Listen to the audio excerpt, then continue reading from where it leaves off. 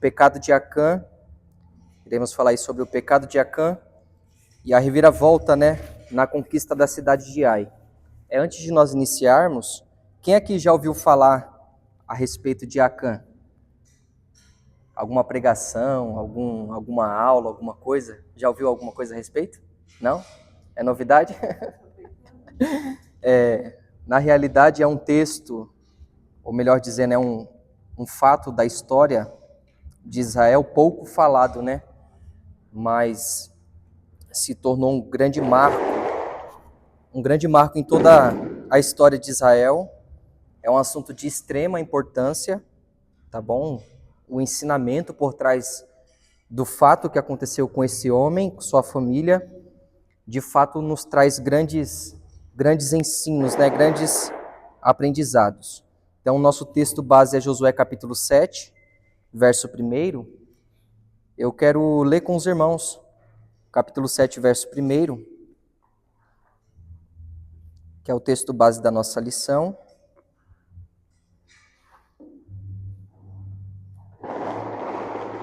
Josué capítulo 7, verso 1, o texto diz: prevaricaram os filhos de Israel nas coisas condenadas, porque Acã, filho de Carmi, filho de Zabdi, filho de Zerá, da tribo de Judá, tomou as coisas condenadas. A ira do Senhor se acendeu contra os filhos de Israel. Então esse é o texto base para a nossa aula de hoje. Nós iremos refletir, irmãos, sobre algumas atitudes, alguns comportamentos de forma isolada que tomamos, pode nos levar a sofrer grandes consequências. Alguns assuntos, algumas decisões precipitadas, algumas atitudes que nós tomamos em nossa caminhada, que pode nos gerar grandes consequências, de forma negativa falando, Consequências muito pesadas. Nós iremos trabalhar por essa perspectiva, Acã, ele desobedece uma ordem direta de Deus, ele comete o erro, ele comete o pecado da desobediência, e isso acarretou para ele, para sua casa, para sua família, grandes consequências. Em algum momento até comprometendo o plano de Deus. Talvez você pode até se perguntar, mas como que um homem vai interferir no plano de Deus? Por um período, o plano que Deus tinha para Israel de conquistar a cidade de Ai foi interrompido pela atitude de Acã. Só que nós servimos a um Deus muito misericordioso, que nós iremos discorrer ao decorrer dessa lição, que ele trata a falha de Acã e depois dá sequência novamente à vitória da nação de Israel sobre a cidade de Ai.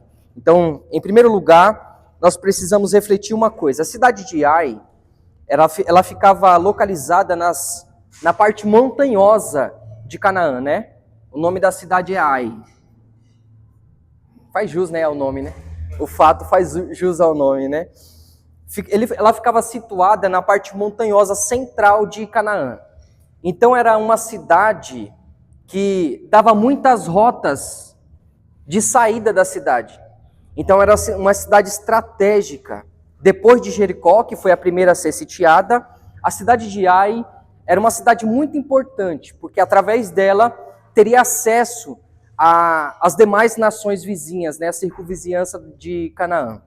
Então era uma cidade muito importante. Só que antes de chegar em Ai, Deus tinha dado uma ordem, foi falado aqui na aula passada para o povo, sobre Jericó. A ordem foi: quando vocês tomarem a cidade de Jericó, vocês vão matar todas as pessoas, todos os habitantes, todos os animais, vão matar todo mundo, não vai ficar ninguém vivo. E não é para pegar nenhum dos despojos da guerra. Não é para pegar ouro, não é para tomar prata, não é para pegar nada da cidade. Todos os bens adquiridos, todos os metais preciosos, tipo ouro, prata, bronze, ferro, seriam destinados ao tesouro do Senhor. Como Deus estava dando a cidade de Jericó para o povo, os despojos da cidade seria exclusivamente de Deus. Seria o tesouro do Senhor. A ordem foi: não peguem nada. Só que Acã, ele vai cair na besteira de esconder alguns utensílios que ele encontrou enquanto estava tomando a cidade de Jericó. Ele esconde uma capa babilônica, ele pega 200 ciclos de ouro, de prata, e 50 ciclos de ouro, e esconde debaixo da sua tenda. Só que a ordem de Deus foi: não peguem nada. Só que Acã vai revelar aqui um sentimento ou uma falha que nós estamos sujeitos a cometer. A cobiça, o desejo de adquirir aquilo que não nos pertence, de tomar posse de algo que Deus falou que não era para tomar posse. Ele toma posse e esconde em sua casa. Uma informação importante: depois que Jericó foi situada, quando eles estão prestes a tomar a cidade de Ai. Onde é esse barulho? Ah, tá furando lá atrás, né? O irmão tá trabalhando lá atrás. Mas dá para ouvir, né? Dá para ouvir? Ah, parou. Amém. Quando eles vão tomar a cidade de Ai, eles não consultam o Senhor. Josué dá uma ordem para alguns espias subir na montanha e avistar a cidade de Ai. E eles voltam com a resposta, a devolutiva é: não precisa mandar muitos homens. Manda mais ou menos uns 2.000 ou 3.000, porque a cidade é pequena, tem poucas pessoas. Em outras palavras, está fácil de conquistar. Não precisa mandar muitas pessoas. Só que Josué não tem o conhecimento ainda de que Acã desobedeceu a Deus. A cidade é fácil de conquistar, mas existe uma falha cometida por Acã de ter tomado a capa babilônica e os metais preciosos da cidade de Jericó. Eles vão para a batalha com poucos homens, e quando eles chegam lá, com cerca de 3.000 homens, os habitantes da cidade de Ai saem ao encontro de Israel, dos militares de Israel, e começam a combater contra eles. Qual que foi o resultado? Eles saem fugindo da cidade de Ai, e o texto diz que 36 homens morreram enquanto fugiam do exército de Ai. Mas a pergunta que não quer calar é: não era fácil de conquistar? Não precisava de muita gente para conquistar a cidade. Por que que Israel perdeu essa batalha? Nós iremos ter a resposta, foi no versículo em que nós lemos. Eles perderam a batalha por causa do pecado de Acã. Por causa do pecado oculto de Acã. Josué não tinha ciência do ocorrido, mas foi através de Acã que a bênção de Deus foi retida por um momento sobre a nação de Israel. Eles perderam uma guerra fácil. Qual que é a grande lição aqui? Se nós não tomarmos cuidado com o pecado encoberto, nós iremos perder batalhas que seriam ganhas facilmente. Batalhas que eram para a gente tirar de letra, tirar de forma rápida do nosso caminho, por causa de pecados e de falhas encobertas, talvez escondida em nossos corações, lá no fundo onde a gente não quer mexer, vai fazer a gente perder batalhas que eram para ser ganhadas de forma fácil. Eles perdem a cidade, eles perdem a batalha e voltam para o acampamento, e Josué vai fazer uma oração a Deus, perguntar o porquê, Deus, que nós perdemos a batalha. Porque comparado a Jericó, Ai não era nada. Não era nada. Jericó era a maior cidade de Canaã, a primeira a ser conquistada. Ai era muito pequena, muito pequena. Tinham que tirar de letra, mas perderam a batalha. Primeiro tópico, nós iremos falar sobre o pecado que trouxe a ira de Deus sobre a nação de Israel.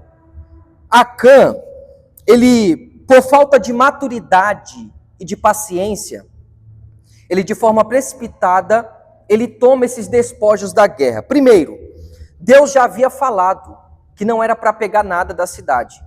Ele tinha essa consciência. E isso demonstra a falta de maturidade, porque eles já sabiam que conforme eles forem tomando posse das cidades, eles iriam usufruir da bênção da cidade.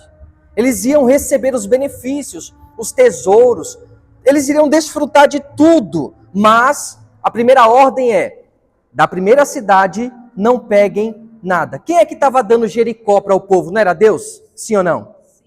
E a única coisa que Deus pediu foi: vocês vão tomar posse da cidade, só que os tesouros vocês não vão pegar. Serão exclusivos para mim, serão consagrados a mim. O povo deveria ter o seguinte entendimento: se é Deus que está dando a cidade, então primariamente esses tesouros vai ser consagrado a Deus. Ter esse pensamento significa ter maturidade, entender que foi uma ordem estabelecida por Deus de não tomar os tesouros. Segundo, eles deveriam ter paciência, porque depois de Jericó eles iriam tomar posse, iriam pegar o ouro, a prata, tudo que eles encontrassem nas demais cidades. Só que Acã não, ele se precipita, ele pega uma capa babilônica. Essa capa babilônica provavelmente ela veio lá da Mesopotâmia, e a Babilônia era reconhecida pelo luxo, né? Pelo gasto excessivo, pela riqueza, pelos os tecidos finíssimos que regiam, né? Quem tinha muita condição na Babilônia. Quando ele vê aquela capa dando bobeira, ele quer tomar posse porque ele acredita que aquela capa vai trazer algum tipo de status para ele. Um diferencial para ele, porque ninguém ia ter uma capa igual aquela. Ele não pegou para deixar escondida. Em algum momento ele pensou em utilizar aquela capa. Ele foi seduzido pelo brilho. Ele foi seduzido por aquilo que atraiu o seu olhar da capa babilônica. De alguma maneira ele se achou digno de receber aquilo, sendo que a ordem foi: não peguem nada. Ele vai pegar também, eu achei interessante esse cálculo aqui, ele vai pegar 200 ciclos de prata, que equivale hoje em dia em reais em 15.500 reais. Bastante dinheiro, sim ou não? Para mim, 15 mil já ia ajudar bastante coisa. E mais, ele vai pegar também 50 ciclos de ouro, que equivale a mais ou menos 340 mil reais, se fosse na moeda atual. No total, fora a capa, daria um total aí de 355.500 em reais, imagina. Se souber investir, nunca mais precisa trabalhar. Agora, Acã, ele vê aquele ouro, aquela prata, aquela túnica, aquela roupa babilônica dando bobeira, ele diz: vou tomar posse. Se esquecendo que Deus tinha dado uma ordem para não pegar. Ele demonstra duas coisas. Primeiro, falta de maturidade e falta de paciência. Todas as vezes em que nós deixarmos o nosso ego tomar conta, nós iremos cair nesse mal de agir de forma imatura e de não exercer a paciência, colocando os pés pelas mãos. E esse foi o resultado dele ter perdido a guerra. Note uma coisa: Acã não estava roubando homens. De quem eram os tesouros de Jericó? Era de quem? De Deus, sim ou não? Ele não estava roubando homem. Acã estava roubando o próprio Deus. O tesouro era de Deus. Só que pelo seu ego, atraído pela beleza da túnica e pelo benefício do ouro e da prata, ele rouba o próprio Deus. Nós devemos tomar muito cuidado com isso, irmão. Quando Acã, ele toma esses objetos, ele não está roubando simplesmente o líder da nação, Josué. Não era de Josué os despojos da guerra. Não era dos líderes e dos chefes de família, não. Era exclusivamente de Deus. Mas, por causa dele, Israel perde a guerra. Só que Deus é misericordioso. Você ia perguntar? Acã? Ele era solto? Não. Todos os homens fazia parte, né? Na hora de algum confronto, todos os homens tinham que sair para a guerra. Não é à toa que depois lá na frente, quando Deus restaurar, depois de tratar o pecado, você vê que todos os habitantes de Ai também saem para pelejar contra Israel, né? E todos morrem. Era costume, né? Quando a cidade era sitiada ou estava em algum momento de guerra, todo mundo era convocado. Nesse período de Israel era bem primitivo, né? Não era uma nação, era um povo que tinha acabado de sair do deserto, da escravidão. Só vai se constituir um exército mesmo quando vem o reinado de Saul, Davi e Salomão, né?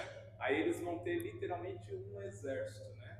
Então tinha alguns homens que poderiam ser convocados para a guerra, dependendo do nível da guerra, ou não poderiam ser convocados. Só o exército de Saul, Davi, Salomão e dos outros reis que vão vir depois iriam para a guerra e resolveriam o problema. Mas aí todo mundo tinha que ir para a guerra, que arregaçar a manga e ir. E então ele não está roubando homens, ele está roubando o próprio Deus. E Deus, vendo a desobediência como castigo, porque se você analisar desde o capítulo 2, as primeiras vitórias, a primeira ação de Deus com Josué na liderança, eles vêm numa crescente, sim ou não? Tomando posse, conquistando o Jordão, muralha de Jericó. É como se no capítulo 7 Deus fizesse uma pausa no crescimento, nas constantes bênçãos que eles vêm recebendo para tratar um problema. Deus interrompe a bênção, dizendo, vocês vão perder a guerra. Vocês vão perder por um povo minúsculo diante de vocês. Para que eu aplique uma grande lição. Deus vai interromper a bênção para tratar o pecado. Quando Josué pergunta para Deus o porquê que nós perdemos, porque para quem venceu Jericó, aí não era nada. Aí ele vai perguntar a Deus, mas por que nós perdemos? Deus dá a resposta, tem pecado no meio do arraial. E note uma coisa, Deus não atribui o pecado somente a Acã. Porque nesse período, na mentalidade hebraica, o povo de Israel não era um aglomerado de indivíduos, não. Era um único grupo, um único corpo espiritual por causa da aliança. É por isso que Deus não fala, Acã pecou, não. A nação de Israel prevaricou contra mim. Pecou contra mim, ou seja, o pecado de um homem fez com que toda a nação fosse castigada por Deus. Deus não atribui somente a Acã, ou seja, o único pecado, o pecado de um só homem, influenciou e trouxe grandes problemas para uma nação inteira. Esse camarada é Acã. Ele conseguiu fazer essa proeza, só que Deus interrompe o período da bênção, que eles poderiam ter conquistado Ai de forma fácil, para tratar esse pecado. E Deus, só que eu quero refletir um pouco mais, antes de falar sobre as consequências. No verso 21, abra aí comigo, capítulo 7, verso 21. Note a riqueza do texto. Olha o que o texto diz, capítulo 7, verso 21. Quando vi, isso aqui é Acã falando, tá? Quando vi entre os despojos uma boa capa babilônica e 200 ciclos de prata e uma barra de ouro de 50 ciclos, cobicei e tomei-os. Somente até aqui. Primeiro, ele viu. Segundo, ele cobiçou. Terceiro, ele tomou para si. Eu quero refletir um pouco mais sobre isso com os irmãos. Em primeiro lugar, o pecado de um homem, que é Acã, influenciou toda a nação de Israel. Eu lembrei de Paulo, na primeira carta aos Coríntios, que Paulo diz que um pouco de fermento leveda toda a massa. O pecado de um homem influenciou toda a nação. Lembra quem isso aqui, irmãos? O pecado de um só homem influenciando uma massa. Alguém consegue conectar? Vou dar uma dica, Gênesis. Adão. Olha a síndrome de Adão afetando Acã. Nós iremos trabalhar um pouco mais esse ponto, porque eu achei muito interessante isso aqui. Porque dificilmente você vai ouvir isso aqui em uma pregação. Dificilmente você vai ouvir isso aqui em um bate-papo, porque todo mundo foge desse tipo de assunto. Ninguém quer tratar esse tipo de problema. Só que vamos aqui pensar um pouco. Ele primeiro viu, porque assim, primeiro ele vê. Quem tiver com caneta aí anota, contemplação. Contemplação, primeiro ele vê. O texto, isso aqui é ele falando, tá? Eu vi. Segunda coisa, desejo. Ele cobiçou o que ele viu. Ele desejou ter aquilo. Terceiro, apropriação.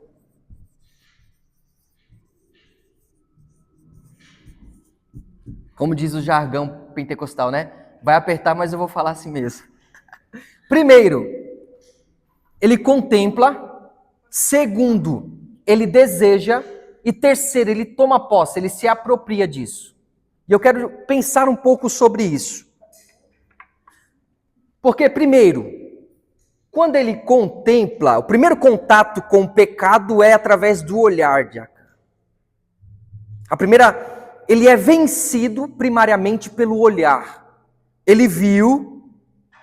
Segundo, depois que ele viu o que está na sua mente, ele deseja aquilo. Ele viu, desejou e disse: eu vou tomar posse. Calma, eu vou chegar lá.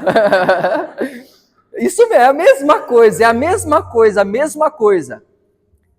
Você viu que conectou a Davi, né? Tem outros exemplos. E com a gente é igualzinho. Se não tomarmos cuidado com o que nós observamos, contemplamos, o nosso desejo vai ser aguçado. E facilmente nós iremos nos apropriar daquilo que Deus condena. Isso aqui é para qualquer área da vida, tá? Não é só no contexto religioso. Primeiro exemplo, 2 Samuel, vamos ler? 2 Samuel, capítulo 11. Se todos puderem abrir aí, vai ficar legal, que a gente vai ler alguns versículos. 2 Samuel, capítulo 11,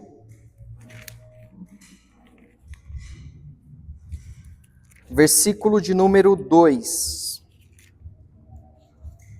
Olha o que o texto diz.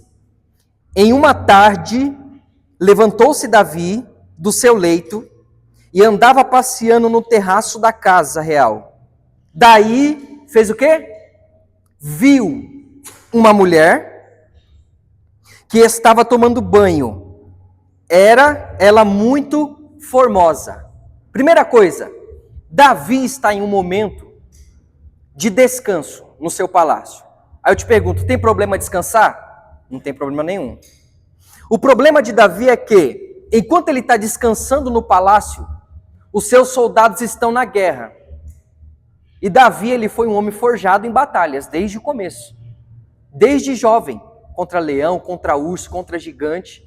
Depois que assumiu o reinado, ele ia para as batalhas. Só que, em algum momento, ele deixa a guerra para ficar no palácio. E enquanto ele está no palácio, descansando, passeando na sacada do terraço, ele viu a mulher. Primeiro ponto, contemplação. Ele viu ela, olha o que o texto diz no verso 3. Davi mandou perguntar quem era. Disseram-lhe, é Betseba, filha de Eliã, e mulher de Urias, o Eteu. Note uma coisa, alguma coisa mudou nele. Depois que ele viu a mulher, ele manda mensageiros perguntar quem é ela. A resposta foi, essa mulher é filha de Eliã e ela é casada.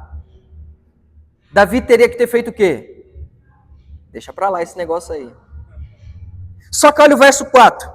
Então enviou Davi mensageiros que a trouxesse. Ela veio e ele se deitou com ela. Terrível, sim ou não? Ele viu ela. Segundo, desejou ela. E terceiro, se apropriou dela. Tudo começou em um olhar. O olhar aguçou sua mente, seu desejo, sua cobiça, e quando chega nesse ponto, fica vulnerável a cair na tentação. E foi o que aconteceu com Davi. Olha o verso 5. A mulher concebeu e mandou dizer a Davi, estou grávida.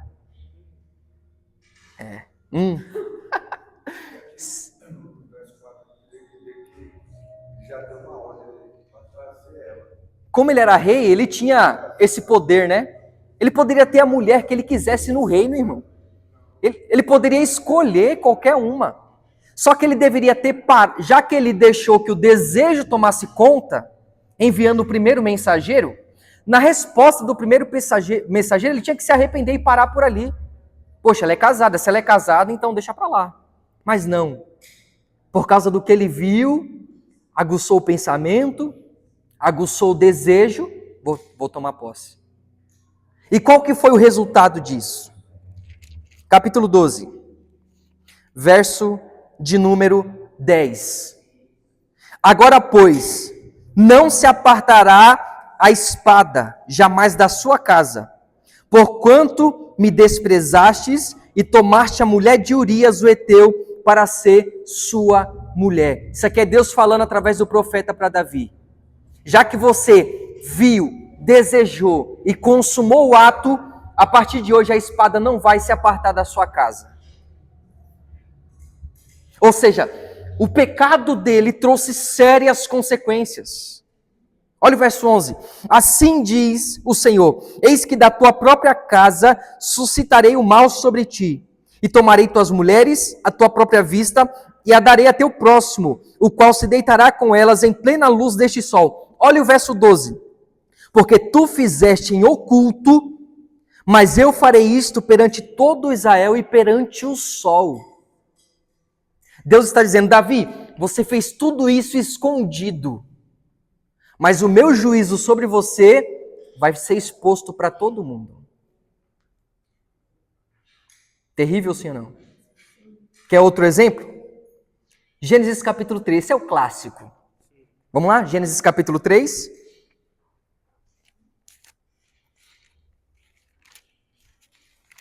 Vamos meditar. Capítulo 3, verso 6.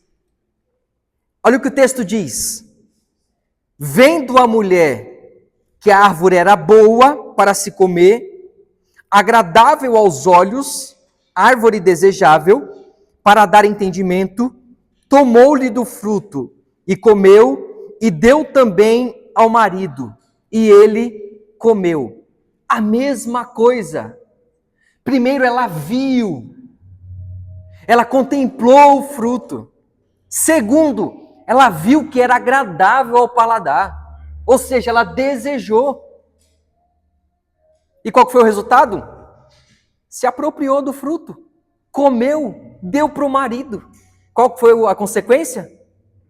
Expulsos do jardim, conexão com Deus quebrada, castigo sobre ela, sobre o homem, tudo por causa do pecado encoberto. Porque eles tentam se esconder, sim ou não? Só que não tem como, irmão. Isso encheu meu coração de temor enquanto eu meditava nisso aqui. Nós devemos tomar muito cuidado com o que nós contemplamos, com o que nós colocamos diante dos nossos olhos. Porque nós ficaremos vulneráveis a cair nesse mal de desejar e, por fim, tomar posse. Quer mais um exemplo? Tem um monte, irmão. Vamos para Atos capítulo 6, para você não falar assim, é só no Novo Testamento, no Antigo Testamento que acontece. Vamos para o Novo Testamento. Atos capítulo 5, na verdade. Para que vocês entendam, no capítulo 4, verso 36, nós iremos ler, mas antes, o que estava acontecendo aqui? A igreja está crescendo, está se desenvolvendo, e o que acontece? Eles começam a vender as suas propriedades, pegar o valor e entregar aos pés dos apóstolos, para que dividissem, para que ninguém tivesse falta de nada, para que ninguém tivesse falta de nada em sua vida. Então eles compartilhavam os seus bens. O que acontece aqui no verso 36? José, a quem os apóstolos deram o nome de Barnabé, que quer dizer filho da exortação, levita, natural de Chipre, como tivesse um campo, vendendo, trouxe o preço e depositou aos pés dos apóstolos. Então aqui, Lucas escrevendo, ele relata que Barnabé pegou sua propriedade, vendeu, e o preço da propriedade ele entregou aos pés dos apóstolos. Entenderam? Todo mundo entendeu? Vou de novo. Eles pegaram a sua propriedade, vendeu, Barnabé pegou, vendeu, e o preço, ou seja, tudo, ele entregou aos pés dos apóstolos. Entenderam, ok? Vendeu, pegou o preço inteiro e entregou tudo. Aí depois vem Ananias e Zafira, que está vendo todo esse movimento. Poxa, Barnabé foi citado porque ele deu tudo. Ele é reconhecido como alguém que faz caridade. Ele é bem visto entre os apóstolos porque ele entregou tudo. Ou seja, eles viram que eles poderiam ser vistos de forma diferenciada entre os apóstolos e os demais do povo. O que eles fazem? Eles combinam, capítulo 5. Vamos vender a nossa propriedade também, só que ao invés da gente dar tudo, a gente retém uma parte e dá só o restante para eles. Só que o problema aqui, irmãos, não é em dar só metade, dar só uma parte. É a intenção aqui dentro. É o que está sendo gerado dentro dele, segundo essa perspectiva. Eles viram o status, a visão diferenciada que eles iam ter diante das pessoas, e aguçou o desejo no coração, o ego, a soberba, o querer ser visto. E para ter isso, eles combinam entre si, o casal. Ó, vamos vender a propriedade, só que é o seguinte, a gente vai ficar com uma parte do dinheiro, e a gente dá para os apóstolos como se fosse tudo. Guarda isso aqui. Uma verdade pela metade é uma mentira completa. Não tinha problema nenhum eles darem só uma parte do dinheiro. O problema foi o que desceu para o coração deles.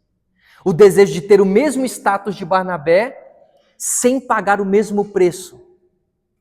Eles poderiam até ter o mesmo reconhecimento se tivessem entregado uma parte de forma honesta. Mas por causa do pecado que acontece, quando Ananias chega lá para poder ofertar aos pés de Pedro, Pedro, tomado pelo Espírito, diz: por que vocês deixou que Satanás enchesse o seu coração para mentir contra o Espírito Santo? Ou seja, vocês não precisavam mentir para ter o status, para ser visto. Vocês deixaram que Satanás entrasse no seu coração. Tudo por causa do quê? Começou com a contemplação, de querer ser visto. E aqui fica o grande alerta. Devemos tomar muito cuidado com o que nós colocamos diante dos nossos olhos. Só que note uma coisa, a esposa dele teve 3 horas para se arrepender. Poderia ter caído e disse, poxa, o que a gente está fazendo, né? Vou correr lá, vou falar para o meu marido para a gente falar a verdade, né, para os apóstolos. A gente não precisa mentir, né? Ela teve 3 horas para se arrepender, para mudar de ideia, mas não mudou de ideia. Ananias morre, e quando ela chega, Pedro pergunta, por quanto vocês venderam a propriedade? Ela diz, pelo valor que o meu marido falou, ele entregou aí, está tudo certo. Aí Pedro diz, está aí os pés do que acabaram de sepultar o seu marido. Por causa da mentira, você também vai morrer. Na mesma hora, caiu morta, assim como o marido. Por quê? Porque foi vencido pelo olhar, deu vazão ao desejo e achou que poderia tomar posse sem sofrer consequências. Irmão, cuidado com o pecado. Eu anotei uma coisa aqui e quero compartilhar com os irmãos. Tiago capítulo 4, verso 7. Tiago, ele exorta a igreja, dizendo que nós devemos resistir ao diabo. Paulo, em Efésios capítulo 6, verso 12, diz que a nossa luta não é nem contra a carne, nem contra o sangue, mas contra as hostes espirituais da maldade, potestades, principados. Ou seja, contra o maligno, contra o diabo, contra os demônios, devemos o quê? Lutar, resistir, combater. Mas e com o pecado? 1 Tessalonicenses capítulo 5, verso 22. Fuja da aparência do mal. Do mal aparente. Não é nem o mal em si. Quando você notar que aquilo parece ser mal, foge. Com o diabo você luta. Com o diabo você resiste. Mas contra o pecado, foge, irmão, pelo amor de Deus. Capítulo 5, verso 22. Mateus capítulo 26, verso 41. Vigiai e orai para que não entreis em tentação. Isso aqui, irmão, é terrível. Porque Jesus não disse para que vocês não caiam. É para que vocês nem entrem na tentação. O que Jó fazia? Se desviava do mal. Não permita que o mal chegue aos seus olhos. Para que você não caia no desejo e se aproprie do pecado. Contra o diabo, luta mesmo. Com oração, com jejum, com propósito, com leitura da palavra, com renúncia, santidade, batalha mesmo contra o diabo, contra os principados, mas contra o pecado, foge. Quer um exemplo disso? José, servindo na casa de Potifar, no palácio real, bonitão, a esposa de Potifar cresceu o olho nele. Ela tenta pegar ele pela roupa e ele faz o quê? Ora. Pede a Deus misericórdia, ajuda? Não, sai correndo, irmão. Quando a gente foge do pecado, a gente está fugindo do diabo. Porque o pecado é a raiz do mal. Sim. O mal é o diabo. Então a gente praticamente está fugindo do diabo. Mas tem a diferença. Porque contra o pecado, nós somos aconselhados contra Satanás a batalhar. A nossa luta é contra ele, entendeu? Contra o seu sistema. Mas o pecado está na nossa natureza caída. O pecado está dentro de nós. Eu tenho uma frase que eu gosto muito de Martinho Lutero, que ele diz que nós não podemos impedir que os pássaros voem por cima da nossa cabeça. Não tem como impedir isso, que eles voem. Mas a gente pode impedir que eles façam ninho em nossa cabeça. Semelhante a isso assim também não podemos nos livrar de sermos tentados, mas temos que lutar para não cair em tentação. O que Acã fez? Ele viu, desejou, tomou posse. Então, qual que é o grande ensinamento aqui nesse primeiro tópico? Fuja da aparência do mal. Não brinque com o pecado. Às vezes o primeiro olhar, o primeiro contato é inevitável. Mas não deixa descer para o seu coração, para que você não deseje e fique vulnerável a tomar posse. Vocês entenderam? Isso aqui, irmão, é terrível. Terrível. Só na escola bíblica mesmo para a gente tratar esse tipo de assunto. Porque as pessoas não querem ouvir isso. Nós precisamos estar em alerta, irmãos. Isso. E pecados que está escondido. Pecados que a gente não quer tratar. Fica protelando. Fica escondendo. Fica colocando coisas por cima para não tratar. É aí que nós devemos tomar cuidado. Porque somente aquilo que de fato é confessado é perdoado. Se não confessarmos, não alcançaremos misericórdia. Qual foi o final de Acã? Morreu ele e toda a sua família. Como que ele morreu? Foi apedrejado e queimado diante de todo o povo. Um pecado encoberto trouxe uma vergonha pública. O pecado de um só homem influenciou e trouxe dificuldades para uma nação inteira. Porque Deus faz assim, ele interrompeu a bênção da nação de Israel para tratar o pecado de Acã. Por quê? Porque o nosso Deus é um Deus zeloso. Nosso Deus é um Deus santo. Tem gente que fala assim, eu sou pecador, Deus me entende. Pecar é normal, irmão, para quem é salvo, para quem recebeu Jesus, pecar não é normal. Embora nós pecamos todo dia, mas o pecado, nós não podemos normalizar o pecado. Pecar não é normal para quem é salvo, é santidade. Foi o próprio Jesus que disse, sede santos como eu. Jesus disse assim, sede perfeitos, como eu sou perfeito. Porque o normal do cristão é a santidade progressiva. A cada dia, eu não sou pior do que eu fui ontem, eu tenho que ser melhor do que eu fui ontem. Então, o normal para o crente não é pecar, é ser santo. Ser santo. Jesus não se refere a nós como pecadores, não. Vocês são nação santa. Pedro escreveu, nação santa vocês são. Então se comportem, tomem cuidado para que vocês continuem sendo santos. Então a grande lição de Acã é, cuidado com o que você vê. Cuidado com o que você coloca diante dos seus olhos, para que o seu desejo não seja aguçado e para que você não cometa o pecado contra o Senhor. Porque quando vier a conta para pagar, Deus não vai ele não vai ficar receoso de expor. Você nota que existem alguns escândalos que chocam todo mundo? Poxa, mas do nada, fulano caiu. Esse homem, grande homem de... Aconteceu isso? Irmão, ninguém cai de um dia para o outro. Você viu que tem um processo para que o pecado seja consumado? Eu citei aqui 4 exemplos. Adão com Eva, Davi, Acã, Ananias e Safira. E tem outros de pessoas que cederam à tentação. Então, tomem cuidado. Tomem cuidado. Não brinquem com o pecado. Tem um exemplo, eu estava até estudando um tempo atrás sobre isso, de alguém que brincou com o pecado. Sansão.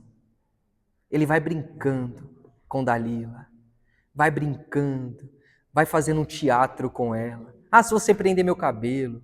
Se você me amarrar com cordas novas. Vai brincando, vai brincando. E o que me choca no texto é que, por último, o texto diz que ele pensou ainda que o Espírito estava com ele. Quando ele vai tentar se soltar, ele não consegue, porque o Espírito já tinha se retirado, ele nem percebeu. De tanto que ele brincou com o pecado. Então, pessoas que vai brincando, vai flertando com a tentação, é só uma brincadeira, é só dessa vez, é só hoje, ninguém viu, uma hora cai. Uma hora é vencido pelo pecado. Ninguém viu, mas Deus viu. Deus ainda falou, está escondido, debaixo da tenda. E nós iremos falar agora, já aproveitando, vamos para o tópico 2, porque nós iremos falar agora sobre a consequência do pecado. O que trouxe de consequência ao pecado de Acã? Só que antes disso eu anotei algumas aplicações aqui, para que nós possamos refletir. Primeiro, Josué capítulo 7 ensina que vitórias antigas não sustenta obediência presente. O povo venceu Jericó ontem, mas caiu diante de Ai. Tinham vencido Jericó, mas caiu diante de Ai. Quem vive apenas de experiências passadas acaba tropeçando nas batalhas atuais. Tem um monte de gente que você fala assim, mas antigamente eu... Já viu alguém assim? Antigamente eu ia para o monte, eu orava, eu fazia campanha, e eu visitava, eu não faltava um culto. Antigamente Deus me usa, mas e agora? Porque vitórias passadas não garante vitória nas batalhas presentes. Outra coisa para nós refletirmos, Acã enterrou o pecado dentro da própria tenda. O problema do pecado escondido é que ele sempre começa subterrâneo, lá onde ninguém vê, lá onde está escondido, mas nunca permanece invisível. Pecados enterrados criam rachaduras no solo do nosso coração. Precisamos tomar muito cuidado. Há crentes tentando vencer Ais com Acãs enterrados. A guerra não está apenas nos inimigos à frente, mas nas concessões silenciadas do coração. A gente se preocupa muito com o que nós estamos vendo, né? Poxa, o inimigo está furioso, estão se levantando contra mim. Mas a pergunta é, e o que tem aí dentro que está escondido? Irmão. Eu vou falar igual eu falo quando estou pregando, né? Não vou nem pedir para dar glória a Deus com paz. Outra coisa, o ouro roubado parecia riqueza, mas virou um peso de condenação. Tudo aquilo que tomamos fora da vontade de Deus acaba se transformando em pedra sobre a nossa consciência. Todas as vezes em que a gente toma posse de algo que Deus não mandou, que Deus não permitiu, isso vai virar um problema na nossa consciência. Ai, que é a cidade, revela uma verdade dolorosa. Pequenas batalhas podem destruir pessoas arrogantes. É duro mesmo ouvir isso, irmão. Confronta a gente todinho. Não foram gigantes que derrubaram Israel, mas uma cidade aparentemente significante. Desprezada. Quem para de depender de Deus tropeça em obstáculos pequenos. E por último, Jericó caiu por um milagre.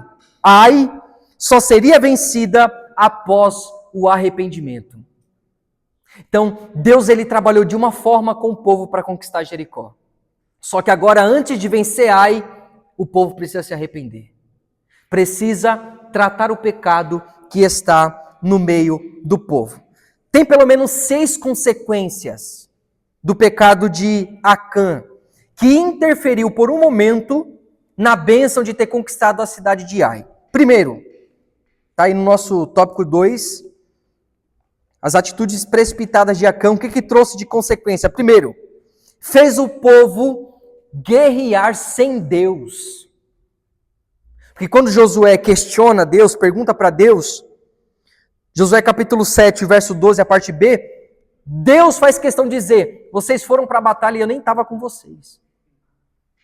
E todas as vezes que nós fomos para uma batalha sem Deus, a derrota é certa. Perdemos a garantia de vitória se Deus não estiver conosco. Qual que foi o problema de Israel? Confiou nas experiências passadas. Deus deu vitória em Jericó. O que é Ai para nós? Nem se preocuparam. Porque até aqui Deus vem falando, Josué, eu sou contigo. Eu estou no meio. Lembra da travessia do Jordão? Lembra quando Deus tomou Jericó? A arca, que simbolizava a presença de Deus entre o povo. Então, eles tinham essa consciência de que Deus estava com eles, mas em Ai, eles vão sozinhos. E qual que foi o resultado? Perderam a guerra. Então, devemos tomar muito cuidado, porque pecados ocultos afastam a presença de Deus. E sem a presença de Deus, a derrota é garantida. Foi o próprio Jesus quem disse, João capítulo de número 15, verso 5. Sem mim, nada podeis fazer. Então, se Deus não estiver conosco, nós não iremos vencer as batalhas da vida. E o que afasta a presença de Deus? O pecado escondido. O pecado não confessado. O pecado não tratado. Afasta a presença de Deus. E sem Deus, a vitória é certa. A vitória não tem garantia.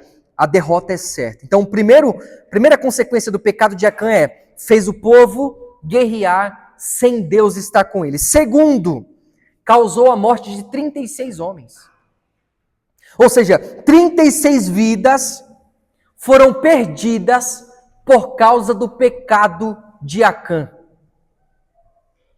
Se não tivesse pecado, esses homens estariam vivos, tomando posse da cidade de Ai futuramente. Mas, por causa do pecado oculto, os pecados ocultos colocam vidas em risco. E aplicando-se a nós, isso vai para o âmbito espiritual. Os pecados, quando são expostos, acabam enfraquecendo e fazendo pessoas à nossa volta morrer espiritualmente.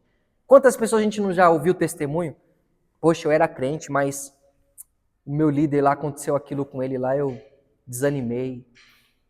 Meu esposo, ou talvez minha esposa, que era a coluna da minha casa, que era o exemplo, quando descobrimos esse pecado, a gente morreu todo mundo. Eu tenho um testemunho pessoal sobre isso. Eu e meus irmãos, nós dependíamos da minha mãe para ir para a igreja. Ela era a nossa coluna em casa. Todos nós, criança e adolescente, dependíamos dela para ir para a igreja. Só que ela se desviou por um período, paramos de ir para a igreja. Ou seja, o pecado de uma pessoa influenciou na morte espiritual de outras pessoas. Então, cuidado, para que através da sua vida outras pessoas não morram espiritualmente. Pelo contrário, assim como Deus disse para Abraão, seja tu uma bênção. Eu vou usar você para ser uma bênção para as outras pessoas, não um canal de maldição. É o que Deus está tratando aqui. Por causa de Acã, 36 soldados morreram. E tem muita gente hoje em dia, irmãos. Eles usam isso como desculpa, tá? Mas isso é desculpa de quem não entendeu ainda o que é o Evangelho. Mas não justifica o pecado da liderança. O pecado de quem é influente. O pecado de quem é visto. Porque esse pecado pode atrair sérias consequências, fazendo com que outras pessoas morram espiritualmente. Terceiro, trouxe pânico para o meio do povo. Porque quando eles perdem a guerra, contra a cidade de Ai, que eles voltam para o acampamento, o texto diz que o coração do povo se derreteu como água. Se transformou como água, ou seja, a derrota tirou a convicção do povo, abalou a confiança. Tem gente que faz isso em nosso meio? Pessoas que minam a espiritualidade das pessoas, desanimam as pessoas, tiram o entusiasmo, tiram a alegria. Conhece pessoas assim? Tem um monte, irmão, em nosso meio. Pessoas que, além de estar num problema, vivendo na prática do pecado, ela influencia de forma negativa as outras pessoas. Tudo isso, irmão, é a síndrome de Acã, que ainda opera em muitas pessoas. Ou seja, por meio dele, por causa do seu pecado, o pânico tomou o povo. Fez o povo duvidar. Fez o povo perder a esperança. E em quarto lugar, ele expôs a tribo e a família. Note uma coisa, que para revelar o pecado de Acã, Deus ele vai afunilando. Quem aqui já ouviu que Deus não envergonha ninguém? Já viu pessoas falar isso? Não, Deus não expõe ninguém, não. Nosso Deus é um Deus de amor. Nosso Deus não vai expor, não. Olha o que Deus faz, irmãos. Deus fala para Josué, Josué, tem pecado no meio do arraial. Convoca as 12 tribos. Ele vai afunilando, presta atenção. Convoca as 12 tribos. Segundo, convocou as 12 tribos, chama agora as famílias. Você vê que vai afunilando? Eram as 12 tribos, convoca as famílias. Terceiro, chama os chefes. Chama os chefes das famílias. Chamou os chefes, chama as casas. Chamou as casas, está todo mundo aí? Quando ele chama as tribos, cai sobre Judá. Ou seja, a tribo de Judá foi exposta por causa do pecado de Acã. Chama as famílias, a família foi exposta. Imagine nessa reunião, uma tribo olhando para outra. Quem será que foi a tribo que pegou? Imagine os olhares de condenação. Será que foi a tribo de Dan? Será que foi a tribo de Naftali? Será que foi a tribo de Ruben? Qual foi a tribo escolhida? Judá. Olha a vergonha que a tribo está passando por causa do pecado de um homem. Chamou as famílias, chamou o chefe, chamou a casa, agora chama os homens das casas. Por último, Acã. Deus vai afunilando até chegar no responsável. Aí vem os pregadores modinha hoje em dia e diz, Deus não vai te envergonhar não. Deus não vai te expor não. Olha a prova.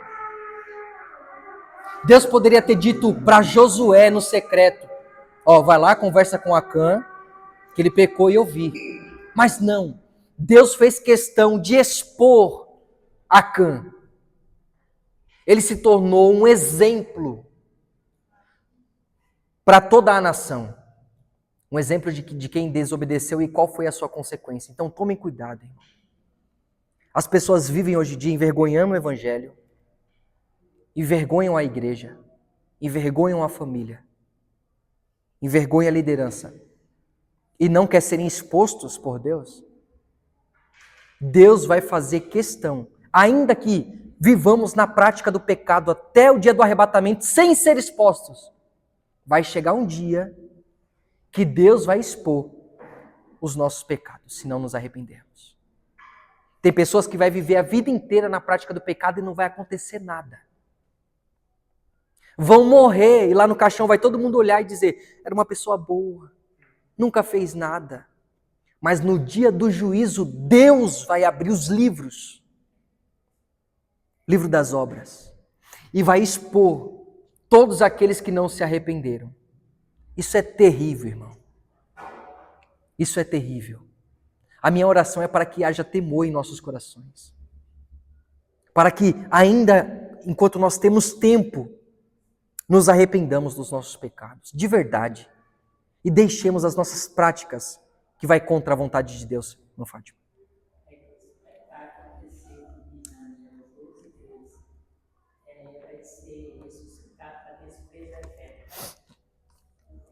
Isso mesmo. Tudo. Nós estávamos comentando, né, sobre essa mensagem que eu preguei sobre o grande trono branco, sobre o juízo final. O mar vai ter que dar os seus mortos. Todos, ninguém vai escapar, desde o mais novo até o mais velho. Todo mundo vai estar diante de Deus. Agora você imagina o que Deus fez com Acã, como não vai ser no dia do juízo, irmãos? Vai ser tão terrível que o texto diz, Apocalipse, se não me engano, 21, diz que o céu e a terra fugiram da presença do trono. Eles não suportaram o peso. Só que o texto diz que não achou lugar para se esconder. De tão terrível que vai ser. Agora você imagina um ser humano, comedor de arroz e feijão igual nós somos, diante desse Deus irado, provando da santa ira de Deus. Então cuidado, não brinque com o pecado. Qual que foi o resultado de Acã?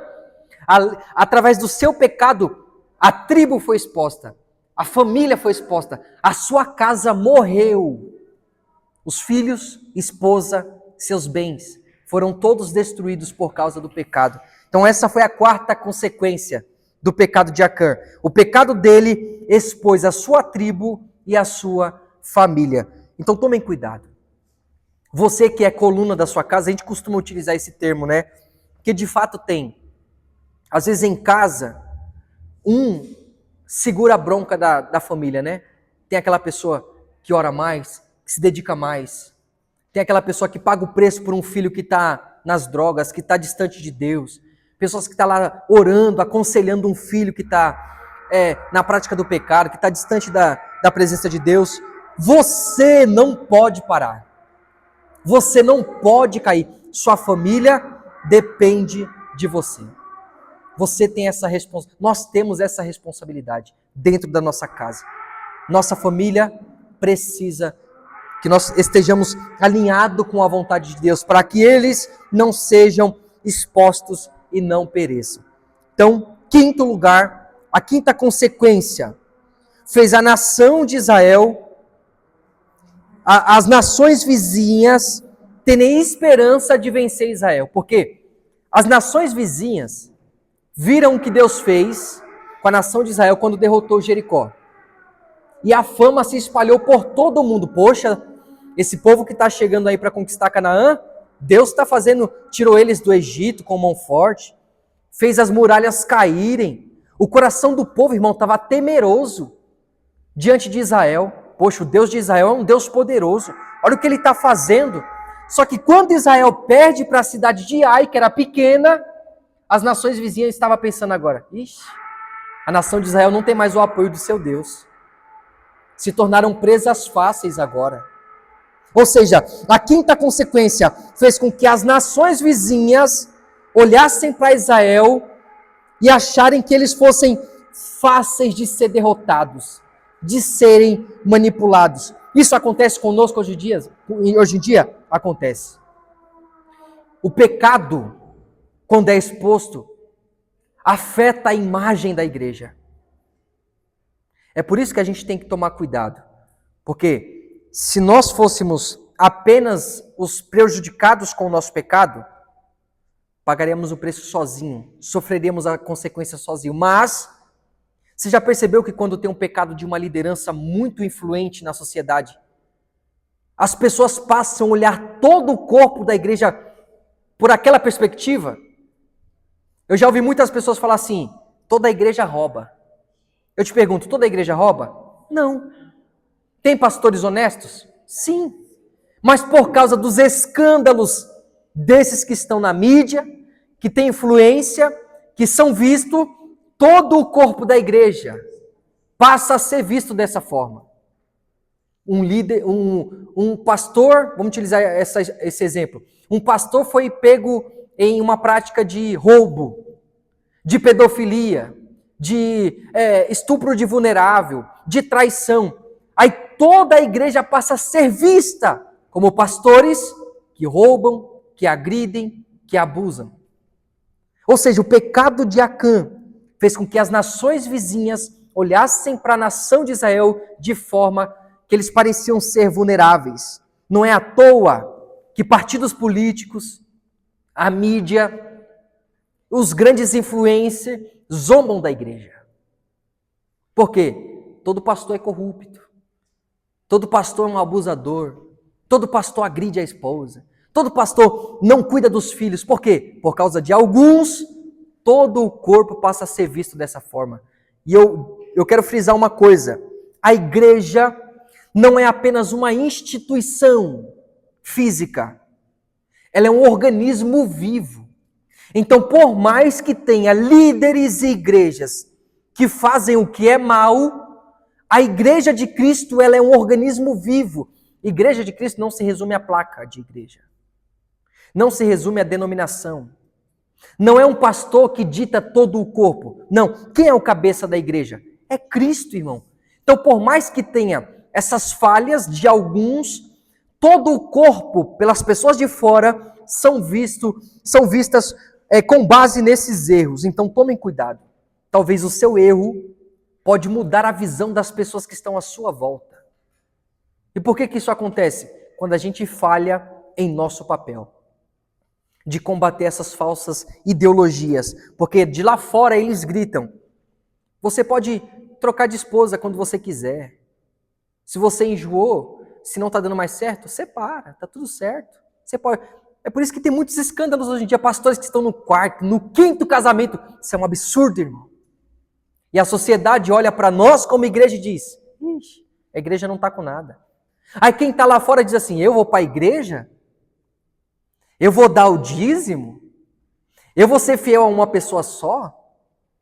Eu vou educar meus filhos nesse padrão? Não, meus filhos são livres, eles podem ser o que eles quiserem. Por quê? Eles enxergam a igreja como se fosse um organismo vulnerável. Mas não, irmão, nós temos a palavra de Deus. É por isso que nós devemos combater com as escrituras esses ataques que nós enfrentamos de lá de fora. Só que quando nós falhamos nisso, aí sim ficamos vulneráveis. Uma igreja que não é fundada na palavra é vista dessa forma pelo mundo lá fora. Aí a mídia influencia, o partido político influencia, os influencers digital influencia os nossos jovens, as nossas crianças, a aderir às ideologias do mundo. Mas o conselho de Deus é: voltem às Escrituras. Voltem à obediência. E o 6º ponto, para nós caminharmos para a conclusão. Já é 9:13, meu Deus. 6ª consequência do pecado de Acã: desestabilizou o seu líder. Quando Josué ficar sabendo o que aconteceu, que Deus diz para ele por causa do pecado de Acã, ele vem com os líderes para frente da Arca da Aliança. Eles se rasgam em forma de humilhação, suas vestes, se prostram com o rosto em terra. Ou seja, o líder foi afetado em seu emocional. Ele sentiu o fracasso da humilhação, da derrota, por causa do pecado de Acã. Meu Deus, que terrível esse pecado, sim ou não? Olha o tanto de consequência que trouxe para o povo, ao ponto de desanimar o seu próprio líder. Só que enquanto eu meditava, eu notei uma coisa. A arca simboliza a presença e o governo de Deus, sim ou não?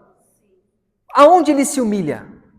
Aonde ele se prostra diante dessa notícia da derrota? Diante de Deus. É como se ele estivesse dizendo: nós perdemos para a cidade de Ai, porque o Senhor não estava conosco. Mas eu me prostro diante da tua presença, para que o seu governo volte para o meio do povo. Ele poderia dar um sermão para o povo inteiro, poderia colocar a culpa em alguns, poderia desistir e falar para Deus que não queria mais, mas não. Ele se prostra diante da presença de Deus. Embora a situação desanimou, ele corre para o lugar certo, que é para os pés do Senhor. Então, quando nós estamos sujeitos a sofrer danos, quantos de nós carregamos traumas? Mas os nossos traumas não podem nos fazer fugir da presença de Deus, nos distanciar da presença de Deus. Nós devemos voltar para o caminho do Senhor. Eu anotei aqui uma expressão para os irmãos meditarem. O capítulo 7, revela a tensão entre graça e responsabilidade. Deus havia prometido à terra, mas Israel não precisava apenas andar em fidelidade. A única coisa que Deus quis é fidelidade, ou seja, a aliança nunca foi licença para negligência espiritual. Tem muita gente que se apega à aliança, né? Eu sou filho de crente, minha mãe ora, mas o fato de você fazer parte da aliança não te isenta de suas responsabilidades espirituais. Então, capítulo 7 é Deus interrompendo. Vou reter a bênção para tratar o pecado. Josué 7 ensina que santidade não é opcional, irmãos. Guarde isso aqui, pelo amor de Deus. Santidade não é uma opção. Não é uma opção para nós. Não é uma opção para quem vive na aliança. O Senhor não separa vitória espiritual de pureza moral. Não é porque venceu que está tudo certo. Precisa se manter puro. Não é porque está dando certo que os métodos são aprovados. Tem muita gente hoje em dia crescendo financeiramente de forma ilícita. Não é porque está dando certo que é Deus, irmão. Não é porque o negócio está fluindo, você fazendo coisa errada, que tem a aprovação de Deus. Não. Porque o fato de estar desfrutando, de estar dando certo, não significa que Deus está aprovando. Tome muito cuidado. O maior obstáculo não estava nas muralhas de Ai, mas no pecado que estava enterrado na tenda. A gente se assusta muito com os gigantes, né, que aparecem à nossa frente.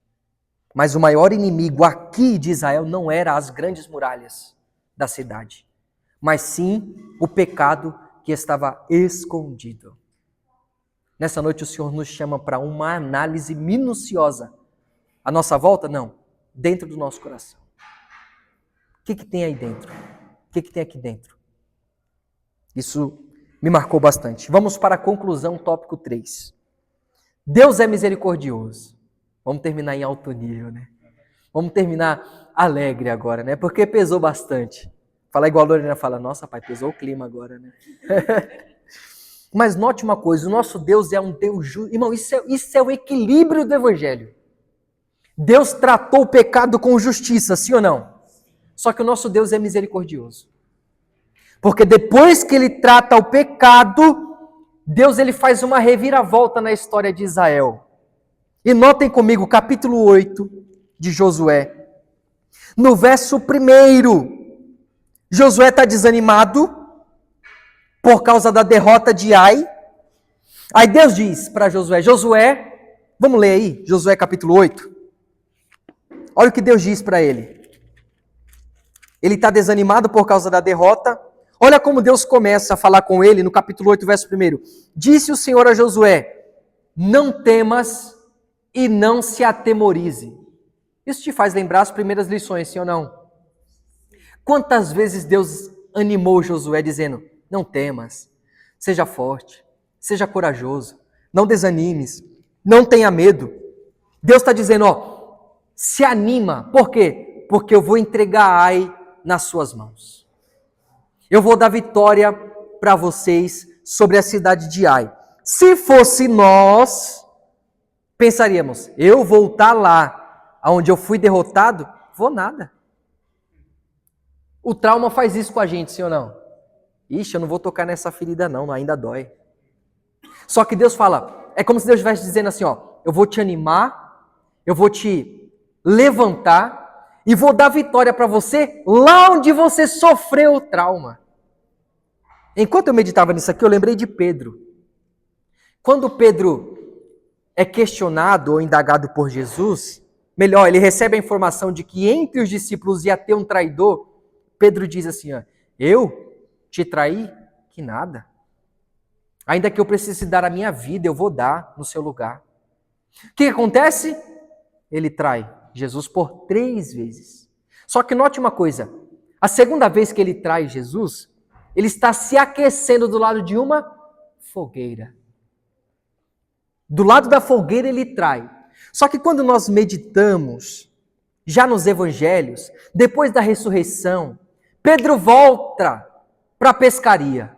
E num dia em que ele está pescando com os demais, Jesus aparece lá na beira da praia e grita: filhos, dai-me de comer. Tem peixe aí? E eles não reconhecem que é Jesus.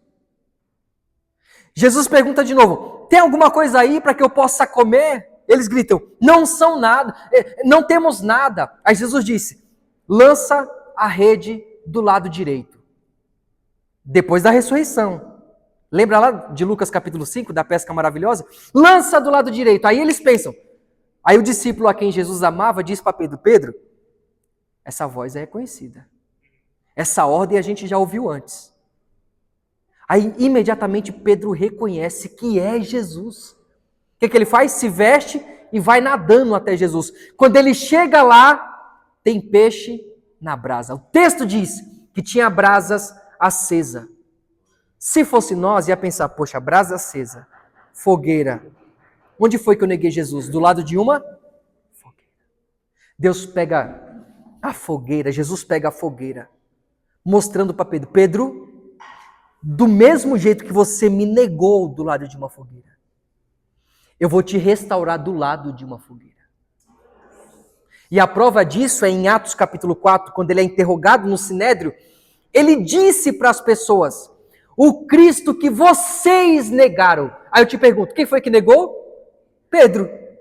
Só que ele tem, irmãos, consciência limpa para condenar aqueles que negaram, porque ele foi tratado do seu trauma.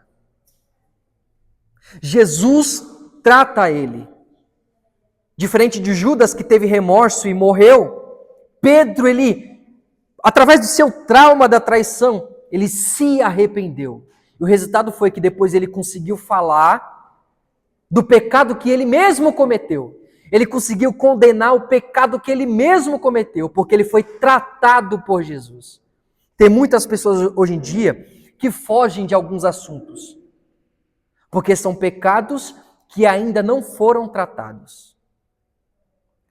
Ah, não quero falar sobre adultério não. Por quê? Porque ainda vive na prática. Foge de alguns assuntos porque não quer ser confrontado em seu pecado que está escondido. Mas Pedro não. Quando ele é interrogado no Sinédrio, ele diz: o Cristo que vocês negaram. Se tivesse uns crentes lá, igual tem hoje em dia, dizia assim: por que você está falando sobre negação? Você negou 3 vezes. Mas Pedro não tinha peso na consciência, porque ele recebeu o perdão do Senhor. Nós temos acesso a essa graça, de sermos perdoados, independente do pecado que cometemos. Se confessarmos verdadeiramente, nós seremos perdoados. E poderemos falar sem peso na consciência, quando nós recebemos o perdão do Senhor. Então, Deus encoraja Josué, e no ambiente que ele pereceu, em que ele perdeu a batalha, Deus iria dar vitória. Só que agora é diferente. Não seria apenas com a força militar. Deus, ele vai fazer 3 coisas aqui. Primeiro, Deus ele vai lembrar Josué da vitória mais recente que ele teve, que foi contra Jericó. Deus ele diz: assim como eu entreguei Jericó na mão de vocês, eu vou entregar a cidade de Ai. Só que dessa vez, Deus vai fazer outra coisa. Deus também anuncia que o povo iria ficar com os despojos da cidade. Deus diz: ó, eu vou entregar a cidade de Ai para vocês, só que agora vocês podem pegar tudo da cidade. Pode ficar com o ouro, pode ficar com a prata e com tudo de valor que vocês encontrarem. Isso aqui nos mostra, irmão, que o problema nunca foi a riqueza.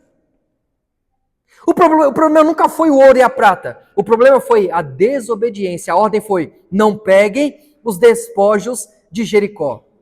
Então, na cidade de Ai pode ficar com tudo, porque o problema não é o dinheiro, o problema é a desobediência. O problema é desobedecer às ordens de Deus. Jericó veio de forma sobrenatural e visível, sim ou não? Imagina comigo o povo lá rodeando 7 dias, no 7º dia 7 voltas, aí tem um exército posicionado, tem a Arca da Aliança, tem trombeta, tem um povo gritando, de repente as muralhas caem. Ou seja, a vitória de Jericó foi de forma sobrenatural e de forma visível, todo mundo viu. Só que a cidade de Ai não seria conquistada dessa forma. Teria Deus utilizando a inteligência, a estratégia e o planejamento. Porque Deus disse, Deus ele dá estratégia. Vocês vão agora cercar a cidade. Vocês vão armar uma emboscada para a cidade. Vocês vão mandar homens por detrás da cidade e outro grupo vai pela frente para poder atrair o povo para fora da cidade. Só depois disso é que eu vou dar vitória para vocês. Então, diferente de Jericó, que foi de forma sobrenatural, dessa forma Deus iria utilizar a inteligência, a organização e o planejamento para que a vitória fosse concedida. Eu anotei aqui duas coisas. Primeiro, Deus pode agir de forma milagrosa. Deus pode. De forma milagrosa. Sem precisar que nós façamos nada. Deus pode agir de forma milagrosa. Mas, em algumas situações, Deus ele também vai usar sabedoria, orientação e preparo para que a gente vença as batalhas. Deus estava dizendo, Josué, a vitória agora é garantida, mas eu vou dar uma orientação para vocês. E eu achei isso aqui muito interessante. Aqui está a cidade de Ai.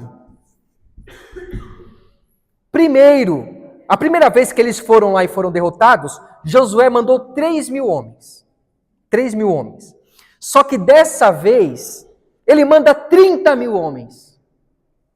Para ficar na parte de trás da cidade. 30.000 homens. Ele mandou muita gente, sim ou não? 10 vezes mais. 30.000 homens. Só da parte de trás da cidade. E qual que foi a emboscada? A orientação que Deus deu. Manda 30 homens na parte de trás. E você vai com alguns homens aqui pela frente, na entrada da cidade. Nas portas da cidade. Para que vocês atraiam os homens de Ai para fora da cidade. E assim aconteceu. Eles armaram uma emboscada. 30.000 homens posicionados na parte de trás da cidade. E Josué com alguns na parte da frente. O que aconteceu? Quando os habitantes de Ai observaram aquele povo na frente da cidade, vamos batalhar. A gente venceu uma vez, vamos vencer de novo. Eles vão tentar com essa quantidade de pessoas vencer a gente vai vencer de novo. Deus não está mais com eles. E qual que foi a estratégia? Atrai eles para o deserto. Tiram eles de dentro da cidade. Quando todo o povo de Ai saiu da cidade, os 30.000 que estavam aqui atrás vieram pelejar contra eles. Aí o texto diz que os homens de Ai, quando olharam para trás, viu aquela fumaça. Imagina aí, 30.000 homens caminhando no deserto. Aquela fumaceira, aquela poeira vindo, barulho do exército. O povo ficou maluco, irmão. Deus estava dando vitória à nação de Israel debaixo de uma estratégia divina. Resultado? Todos os homens morreram. 12.000 pessoas, entre homens e mulheres, morreram da cidade de Ai. Deus deu vitória para o seu povo. Mas antes, Deus tratou o pecado e deu um planejamento. Tem situações que a gente fica sem saber o que fazer, sim ou não? Em momentos como esse, pare e reflita. Será que tem alguma coisa que precisa ser tratada primeiro? Porque nem sempre uma derrota significa o final da história.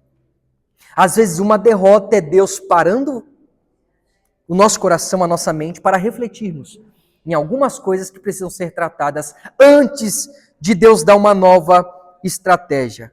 Ixi, a hora já foi. Para nós concluirmos, não vai dar tempo de falar o restante aqui. Deus dá estratégia e o sinal de ataque.